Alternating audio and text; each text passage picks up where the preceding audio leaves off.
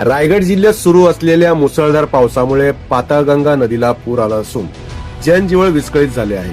5 जुलै 2026 रोजी कर्जत पेन मार्गावरील एक एसटी बस मौजे सारसई येथे पुराच्या पाण्यात अडकली, ज्यामध्ये एकूण 8 प्रवासी अडकले होते.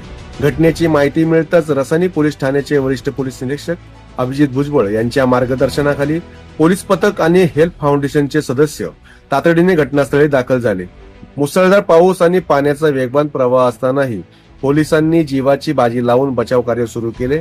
एका पोलीस कर्मचाऱ्याने बसमधील 72 वर्षांच्या ज्येष्ठ महिलेला स्वतःच्या खांद्यावर घेऊन पुराच्या पाण्यातून सुरक्षित स्थळी आणले. पोलिसांच्या या नियोजनबद्ध कामगिरीमुळे सर्वच्या सर्व 8 प्रवाशांना कोणतीही इजा न होता सुखरूप वाचवण्यात आले.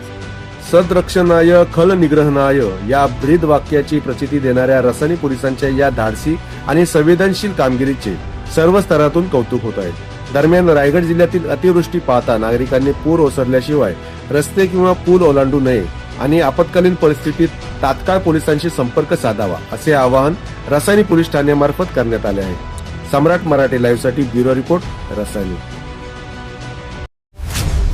तुम्ही पाहत आहात सम्राट मराठी लाईव्ह.